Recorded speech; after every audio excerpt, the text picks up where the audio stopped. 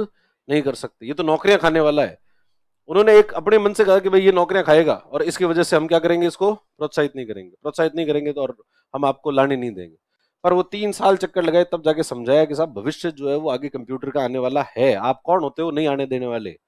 आप जिस चीज का समय आ गया है वो तो आएगा, और तो आएगा तो ये उसको आप रोक नहीं सकते हो, रोक नहीं सकते हो तो अब आपको ये स्वीकार करना पड़ेगा कि भाई कंप्यूटर का यूज होगा और भविष्य उसके है। तब उनको 3 साल बाद ये बात समझ में आई और तब जाकर वो क्या लेकर आए, कंप्यूटर जो लेकर आए। और ये सिर्फ मतलब आप सोचो कितनी मुश्किल काम है ये कंप्यूटर को स्थापित करना।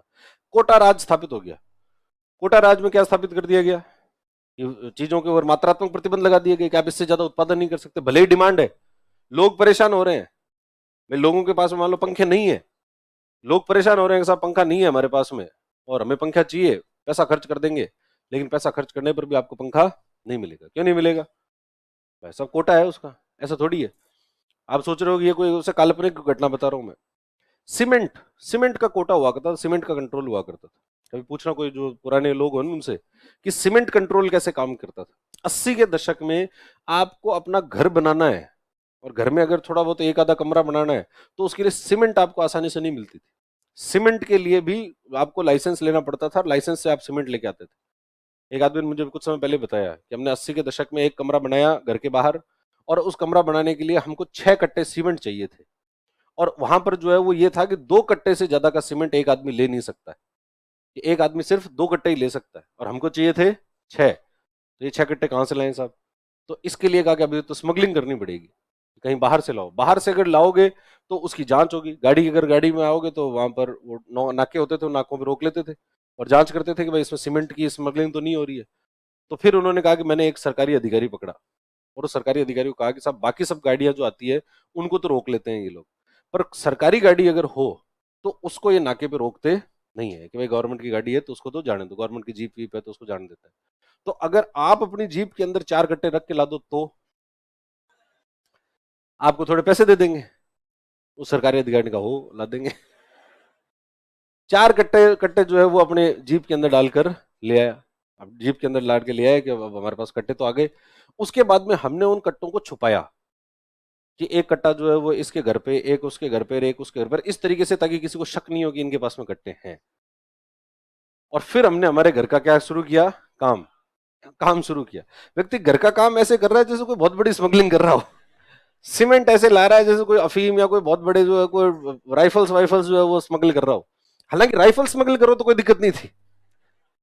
तो ये अब आप ये सोचो एक सामान्य आदमी की जिंदगी कितनी परेशानी वाली है कि उसको अपने सिर्फ एक घर बनाना है, बुनियादी आवश्यकता है घर, और घर बनाना है, और उस घर बनाने के लिए भी लोग जो है उसको परमिट नहीं कर रहे हैं कि तुम तेरा घर बना के रह जाओ।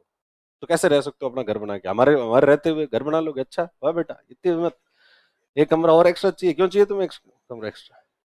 तो इसलिए वो काल जो है वो बहुत मुश्किल काम था। और जब भी आपको ऐसा करना होता था क्या, क्योंकि लोगों को जरूरत तो है, भाई आपकी डिमांड तो है, पंखा चाहिए तो सही, मिल नहीं रहा है, कहां से लाएं, तो भाई रिश्वत दे के लाओ, हाई पैसे देकर लाओ, प्रीमियम ब्लैक मार्केटिंग से खरीद के लाओ। और जो कंपनी है वो कंपनी भी सोचती है कि यार जब डिमांड 10,000 की है तो मैं 1,000 ही क्यों उत्पादित करूं, मैं तो उत्पादन करूंगा 10,000 का। अरे 10,000 का उत्पादन करेगा, वो इंस्पेक्टर आएगा कंपनी का और वो सरकार का, और सरकार का इंस्पेक्टर जांच करेगा इसको, तो आने तो देखेंगे इंस्पेक्टर साहब को। इंस्पेक्टर आता था और इंस्पेक्टर को फिर 2 पंखे इंस्पेक्टर को दे देते थे, साहब आप भी ले जाओ 2 पंखे। तो क्या नुकसान क्या है इसमें, जिसके अंदर उसको अगर इतना फायदा हो रहा है तो 2-4 पंखे उधर देने में भी कोई फायदा, कोई नुकसान नहीं है। तो इसलिए इंस्पेक्टर जो है उनको भी रिश्वत देने लगे, और इससे एक और राज स्थापित हो गया जिसको कहा गया इंस्पेक्टर राज।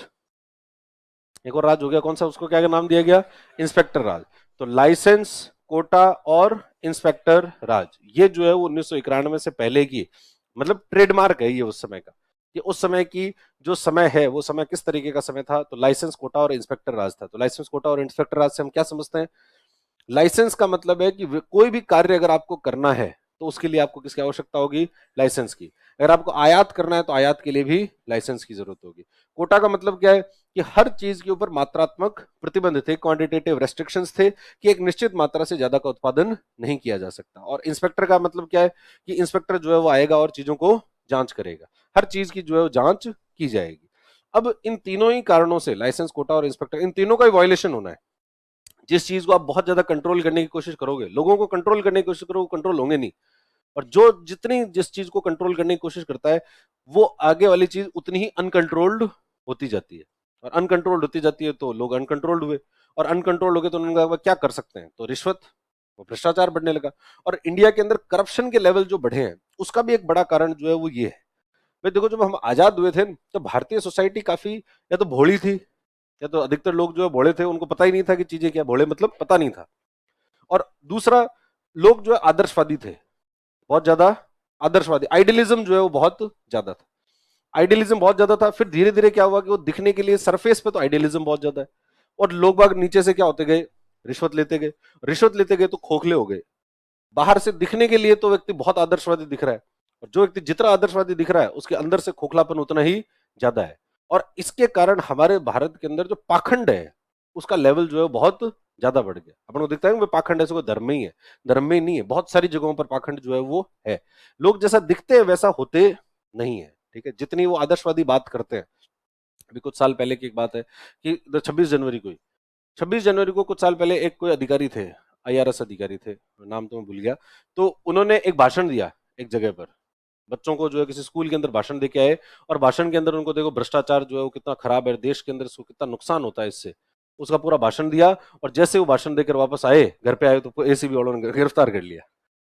मतलब भ्रष्टाचार के मामले में आदमी गिरफ्तार हो गया। और थोड़ी देर पहले क्या करके आया है वो, भाषण देके आया बच्चों को। अब उन बच्चों के ऊपर क्या प्रभाव पड़ा होगा, उन बच्चों ने कहा यार ठीक है, उन बच्चों को लगा होगा कि यार इसका मतलब है कि ये होते हैं लोग, अगर ऐसे जीवन जिया जाता है, ऐसे जीवन जिया, ऐसे लोगों को जब आदर्श बनाया जाएगा, ऐसे लोगों को आदर्श बनाया जाएगा, तो आने वाली पीढ़ी जो आएगी वो भी कैसे आएगी, वो ऐसी आएगी, वो करप्ट ही आएगी। ये करप्शन के अंदर जो लोग आते हैं वो कोई दूसरी दुनिया से थोड़ी आते हैं, कहां से आते हैं लोग, अपने में से आते हैं ना। यहाँ अपन तुम लोग इतने बैठे हो, तुम लोग कल को जो है वो जाओगे सरकारी कंपनियों में, सरकार के अंदर, और सरकार में जाके जाते क्या करोगे, करप्शन, भ्रष्टाचार करोगे। 101% है, कोई एक आधा ही जो है बचेगा, बाकी अधिकतर लोग जो है वो जिसको मौका मिला है वो सब करेगा। क्योंकि अब शायद मुझे लगता है कि आदर्श की कमी हो गई है, कि आइडियल्स जो है वो ही खराब हो गए, या लोगों को लगता है कि यार ईमानदार रह के करना क्या, ईमानदारी से क्या फायदा होता है। फायदा तो उनको किससे दिखता है, बेईमानी से, बेईमानी जो है वो करप्शन से।